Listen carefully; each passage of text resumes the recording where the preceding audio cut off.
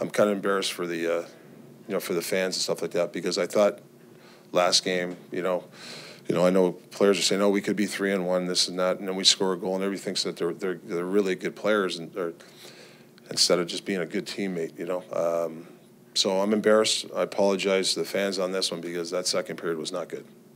A lot of odd man rushes. Where Yeah. are the breakdowns happening to give them those breakaways or 2-on-1 looks on Louis? Yeah, it's trust, right? D pinches, we have to make sure our forward covers them.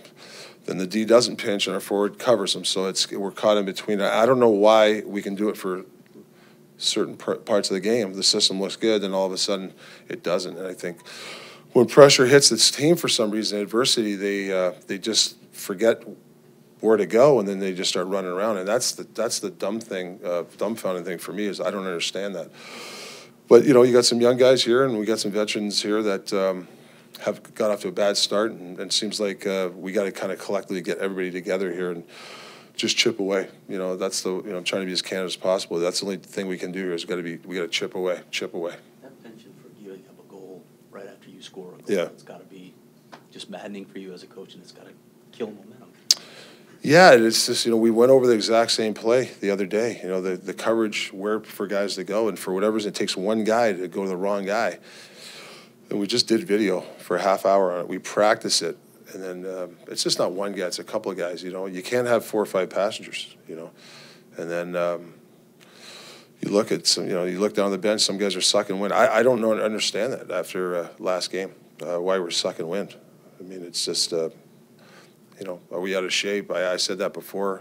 Is there anxiety when there's pressure? Because sometimes you get anxiety, you get tired. So we're just trying to put our finger on this. How do you handicap Louis' performance? Because a lot of those goals were off those odd man looks, and Chara left alone in front, but he took responsibility and says he has to be better. So how do you look at it? Well, he has to be better. Everybody's got to be better. I mean, even myself, coach staff. I mean, it starts with me. Like I honestly thought these guys were ready to play. I don't have an answer for why guys are pinching at the wrong time and stuff, but that's something we're going to straighten out. I mean, this is not going to happen unless we have to get new people in here.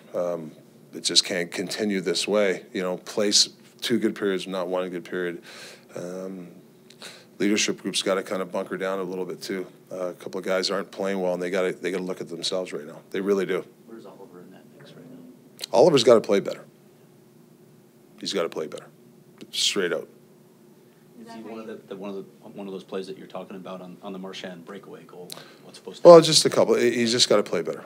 He's got to. I know he missed a little bit of training camp, but it's just not Oliver. It's a lot of guys. It's as a player, everybody wants something, right? I want this. I want more ice time. I want this, and I get that because we all played the game, but you're going to have to give. And some guys want more than they're given right now, and that's something that we got to figure out quickly, because we don't want to get this thing spiral out of control. How do you prevent that, Rick? Yeah, I mean, you said get new guys or motivate leadership, but I mean, listen, you don't want to babysit players, but it's just got to get harder around here, right? Whether it's harder practices, whether you want to put curfews, all that's baby stuff. I hate doing that stuff, but if that's what it takes, I mean, we might have to do it.